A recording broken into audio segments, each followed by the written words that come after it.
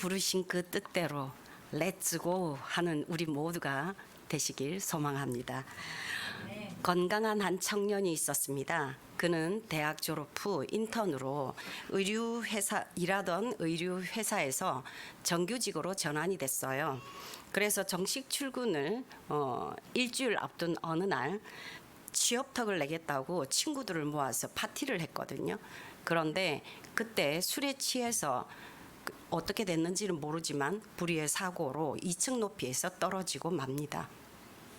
그 결과 경추 6번, 7번이 골절되면서 전신마비라는 판정을 받게 됩니다. 의사 선생님은 앞으로 이 사람은 손가락 하나 까딱할 수 없을 것이라고 이야기했으나 그 어머니의 눈물 어린 기도 그리고 가족들의 간절한 그 간병 덕으로 신체의 많은 기능이 회복되었습니다.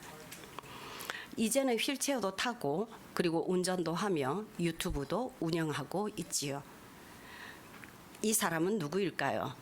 가수 송지연과 결혼을 약속해서 이제는 휠체어에서 일어나 보겠다고 도전하고 있는 박위 청년입니다. 우리는 참으로 무엇 하나도 약속하거나 약속받을 수 없는 위태로운 여러 상황에 노출되어서 하루하루를 지냅니다. 지금은 건강하다고 오늘 건강하다고 내일 건강하다는 보장은 없습니다.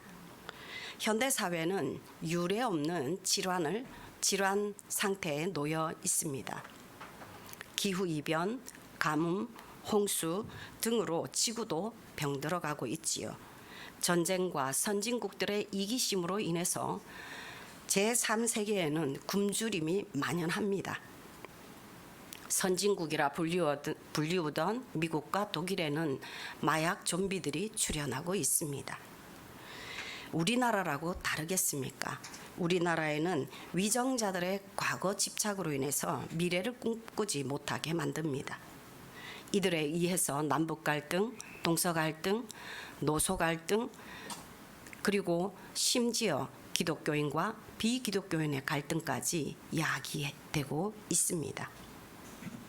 그러면 우리는 이 상황에서 순종하며 그대로 그냥 순응하며 살아야 되는 것일까요? 아닙니다.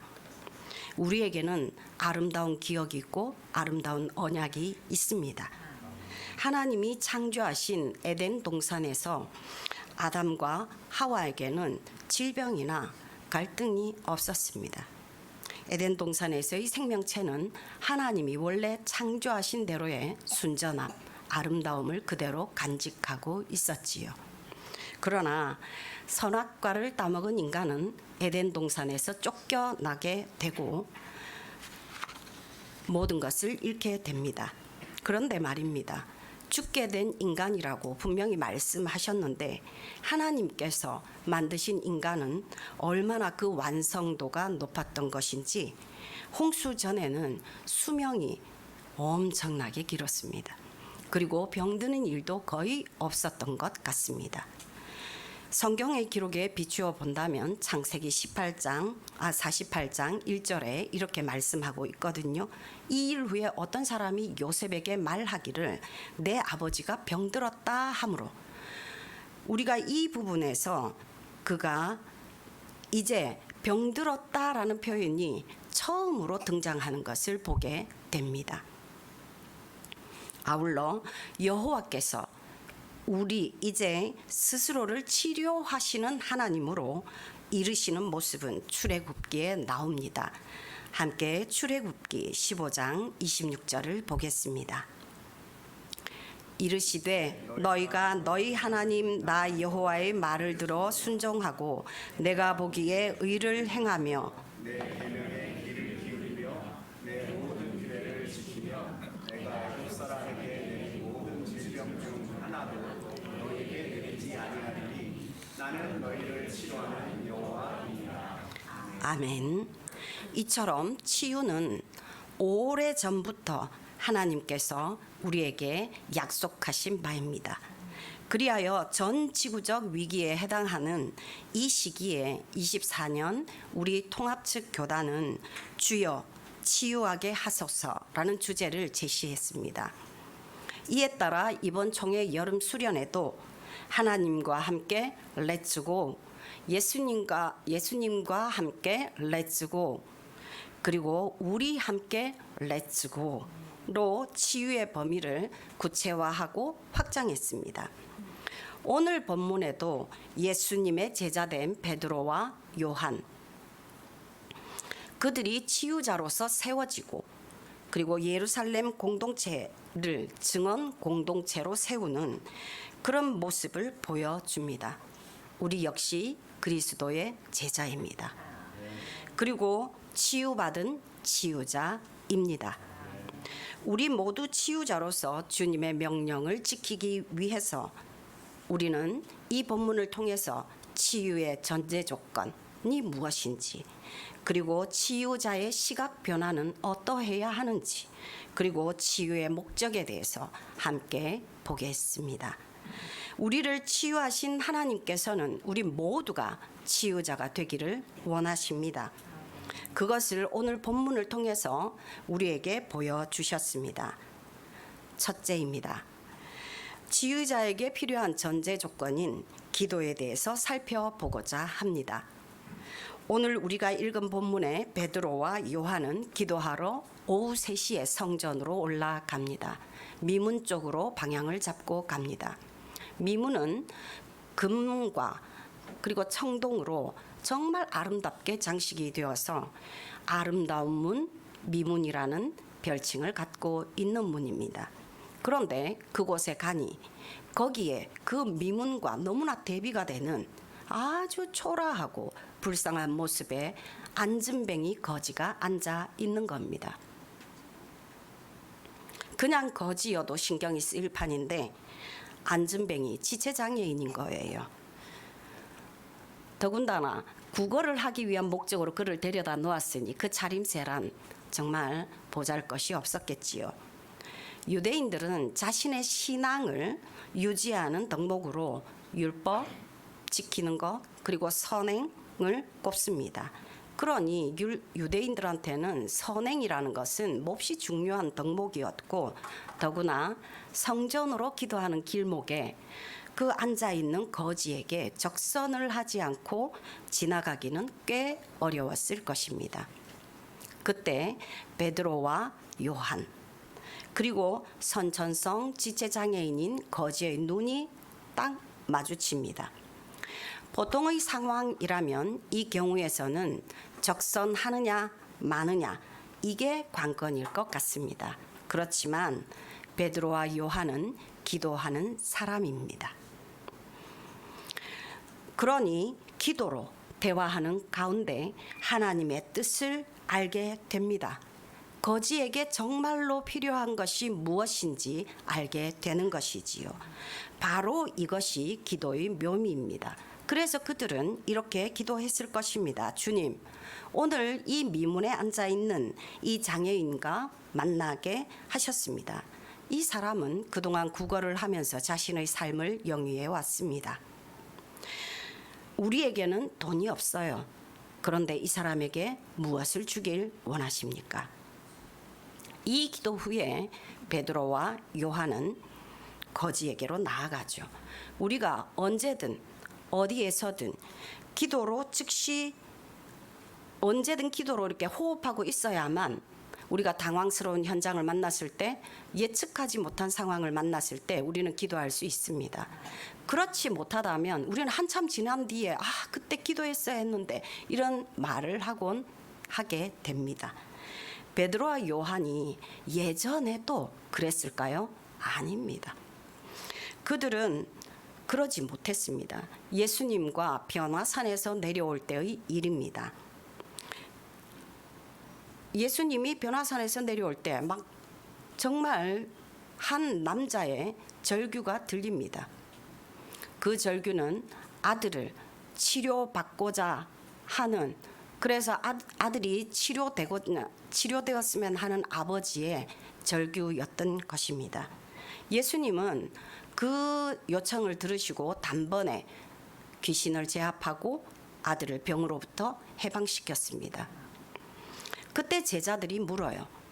마가복음 9장 28절에서 29절 말씀입니다. 집에 들어가심에 이렇게 말씀하죠. 제자들이 조용히 묻습니다. 우리는 어찌해서 능히 그 일을 감당하지 못했습니까? 쫓아내지 못했습니까? 그러니 예수님이 말씀하세요. 기도 외에 다른 것으로는 이런 종류가 나갈 수 없다라고 하시는 겁니다.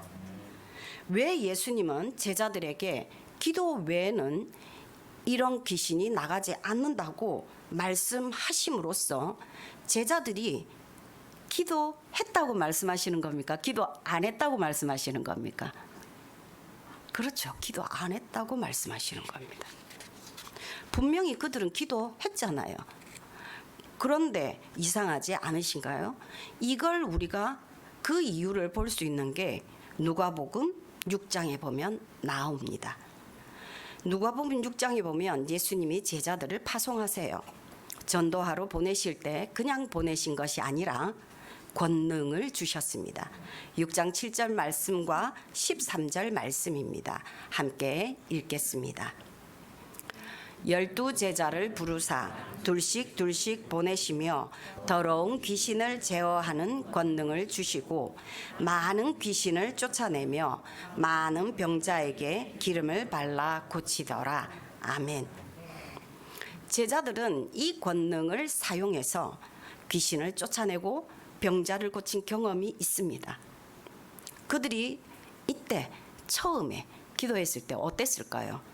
아마 엄청 떨었을 겁니다. 아마도 그 기도는 자신의 무능에 대한 철저한 고백이었을 겁니다. 하나님만, 예수님만 의지하는 기도였겠지요. 그런데 놀라운 사역이 펼쳐진 겁니다. 귀신이 쫓겨나가고 병자가 일어나는 거예요. 이 경험은 그들에게 엄청난 자신감으로 작용했을 것입니다. 그래서 귀신 들린 아들을 데리고 온 그 아버지 앞에서 이들은 기도했지요. 거침이 없이 기도했을 것입니다. 그러나 기도하지 않았을 수 있습니다. 무슨 말이냐고요? 제자들의 기도는 기도의 모양은 갖추고 있었으나 중요한 게 빠져 있을 수 있었다는 이야기입니다. 즉 자신들의 경험에 대한 신뢰를 가지고 기도했을 뿐 정작 중요한 예수님을 놓친 기도였을 수 있다는 겁니다. 그러니 귀신 들린 아들을 대하는 이 제자들은 그것을 고칠 수가 없었던 것입니다. 누가복음 그래서 9장 18절에서 19절 말씀을 보면 이러합니다. 예수님이 말씀하시죠. 이 아버지는 아들을 데리고 여기로 왔으나 예수님은 제자들이 그 귀신을 쫓아내지 못하는 제자들을 보고 이야기하지요. 믿음이 없는 세대여, 내가 얼마나 너희와 함께 있으며 얼마나 너희에게 참으리요. 이렇게 이야기하신단 말입니다. 이 이야기에서 우리는 알 수 있을 것 같습니다. 이 제자들의 기도에 권세가 임하지 않았던 이유 무엇이죠? 믿음이 없었다라는 것입니다. 그들은 능력을 주신 예수님의 그 권세, 그 예수님에 대한 믿음을 잃어버렸기 때문에 그 기도에는 권세가 임할 수가 없었습니다. 혹시 우리도 그럴 수 있죠. 기도에 난 능력이 없다.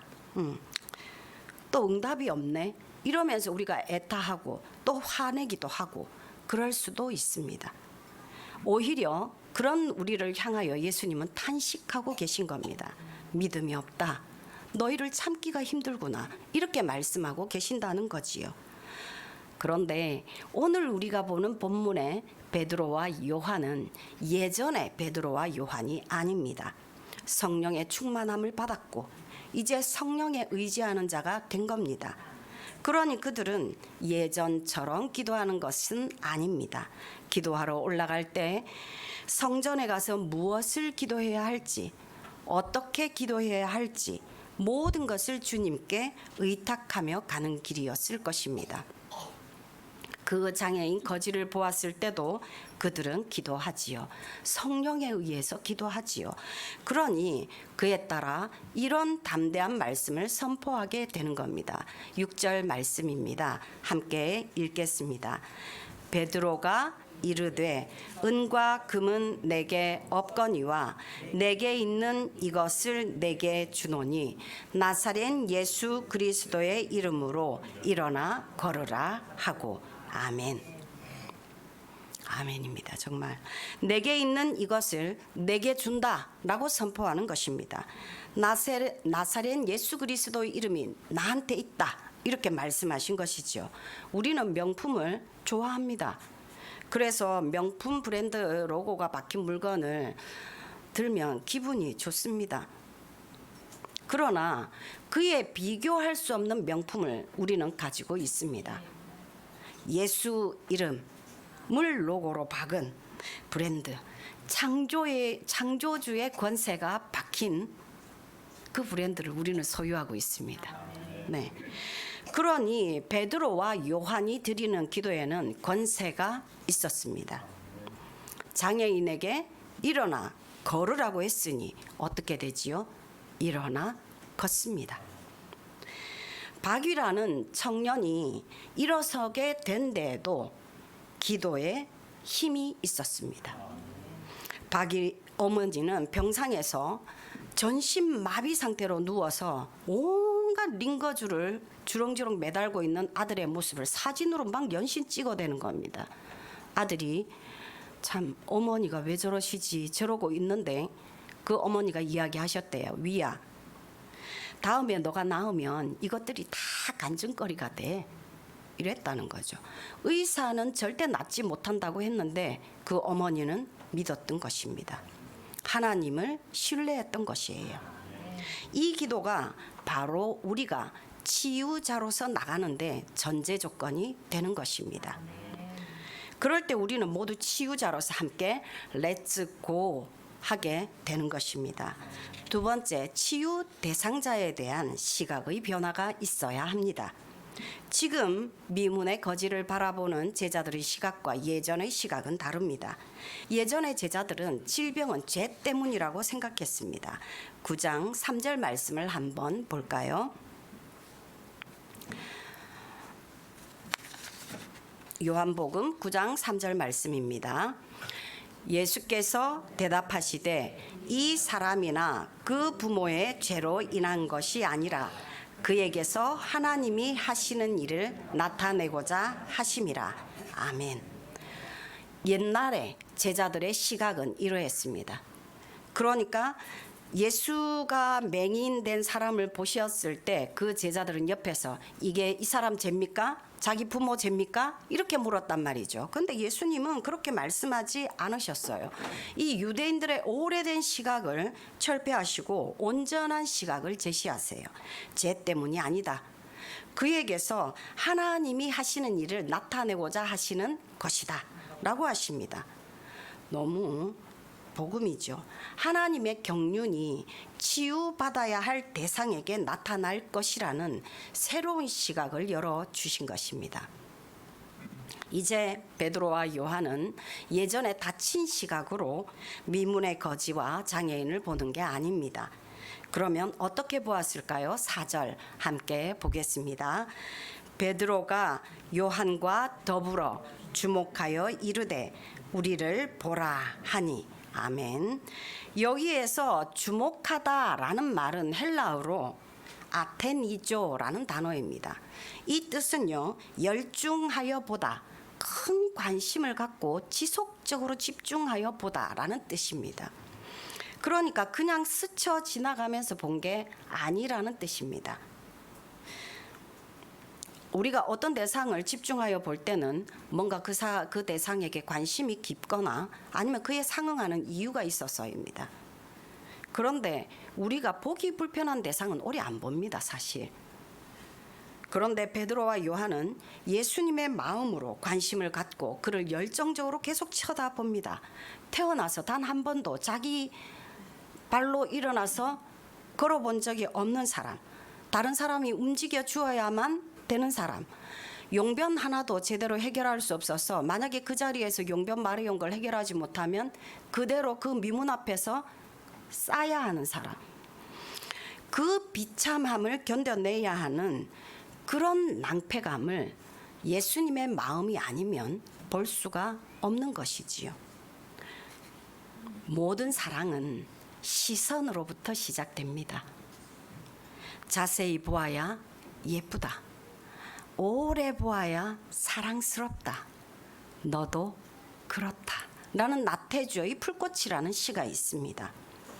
우리는 아무리 부모라 해도 자녀라 해도 때때로 부모도 자녀도 싫을 때가 있습니다. 그러므로 자세히 보려는 것은, 오래 보려는 것은 결단이 필요합니다. 하나님의 시선을 배우려고 우리가 결단하지 않으면 우리는 실수하게 되고 맙니다. 아픈 사람은 다 이유가 있어요. 하지만 그런 사람을 주의 깊게 봐줄 마음의 여유가 우리에게 안 생깁니다. 그래서 우리 주위에 나타난 예수님을 거린이라고, 또 귀찮은 병자라고, 그리고 감옥에 갇힌 별 볼 일 없는 수감자라고 우리가 제쳐버릴 수 있습니다. 그런데 분명히 예수님은 말씀하세요. 그런 사람들을 우리가 어떻게 대했느냐를 예수님은 말씀해 주십니다. 40절 말씀, 마태복음 25장 40절 말씀 보겠습니다.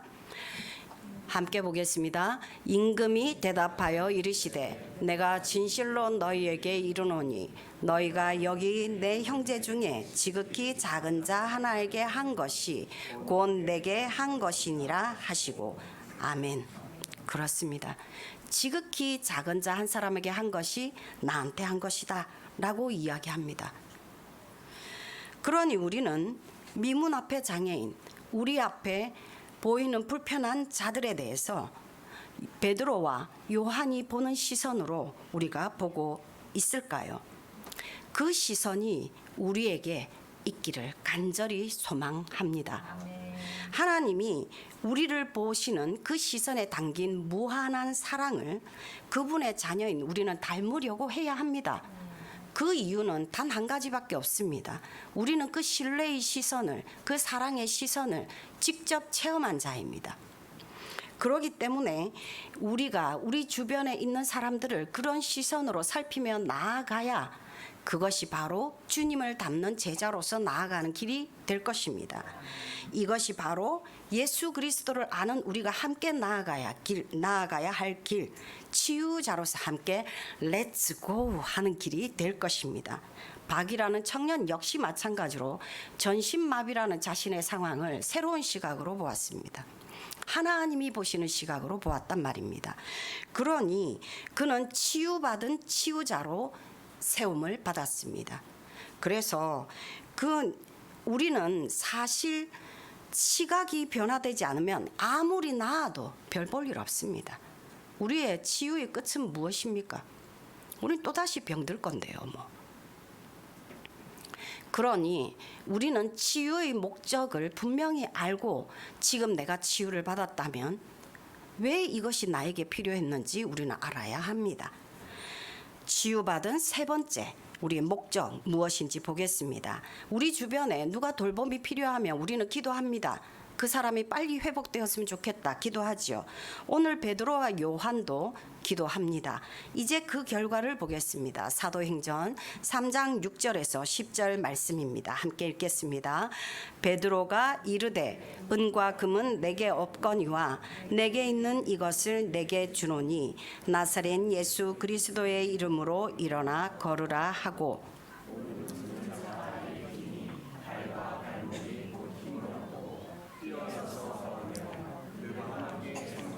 들어가면서 걷기도 하고 뛰기도 하며 하나님을 찬송하니 모든 백성이 그 걷는 것과 하나님을 찬송함을 보고 그가 본래 성전 미문에 앉아 구걸하던 사람인 줄 알고 그에게 일어난 일로 인하여 심히 놀랍게 여기며 놀라니라.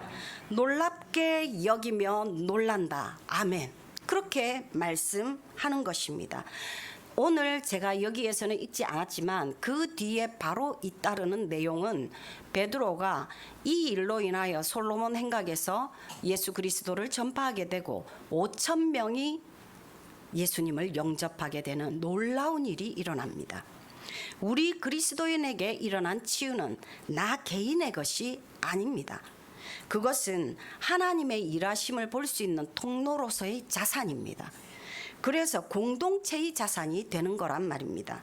미문의 거지 공동체에게 일어났던 치유는 이제 예루살렘 공동체의 자산으로 확장됩니다.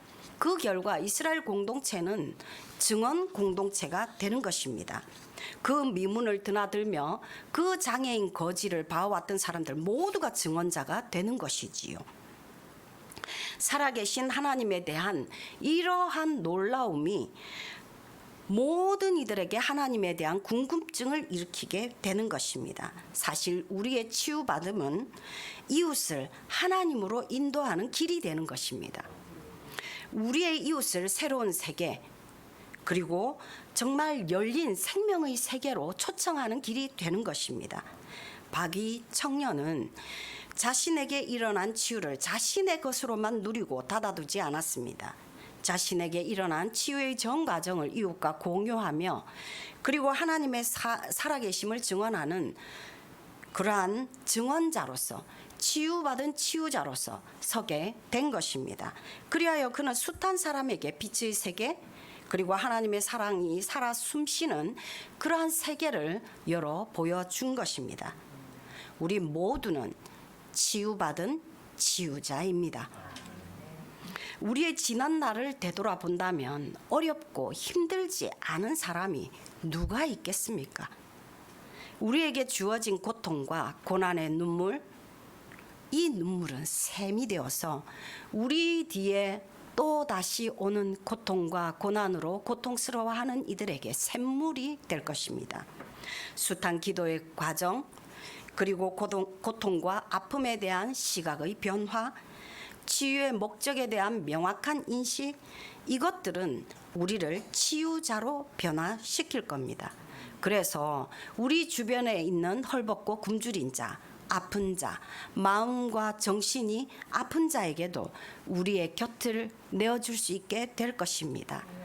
하나님이 줄로 지어준 아름다운 구역 안에 함께 거하는 모든 자와 그리고 치유의 길을 통해 일하시는 하나님 앞에서 또 예수님 안에서 예수님과 성령님과 함께 렛츠 고를 외치며 함께 나아가게 되기를 이 시간 소망합니다. 기도드리시겠습니다. 하나님 감사드립니다. 교육부 여름 수련회를 무사히 하나님 은혜 아래 마칠 수 있게 인도하여 주셔서 감사드립니다. 오늘 우리에게 주시는 말씀을 통하여 치유자이신 하나님, 예수님, 성령님께 주목하는 귀한 시간 되게 하여 주시길 소망합니다. 또한 자라나는 우리 예안의 다음 세대들이 기도하는 사람으로서 친구와 동료들을 위한 치유자로서의 시각을 갖고 치유받고 치유하는 일에 나아가게 하옵소서. 다음 세대를 위하여 기도하고 섬겨야 할 우리 예안 공동체 역시 치유받은 치유자로서 일상에서 승리하면서 살게 하여 주옵소서. 아울러 치유의 은혜를 자원으로 삼아 예안 공동체가 증언 공동체로서 지역 사회와 대한민국과 세계를 위하여 섬기게 하옵소서. 예수님 이름으로 기도드립니다. 아멘.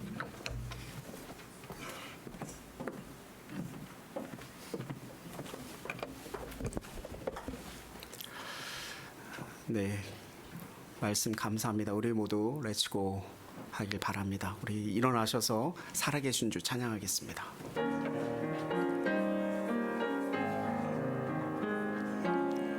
살아계신 주 나의 참된 소망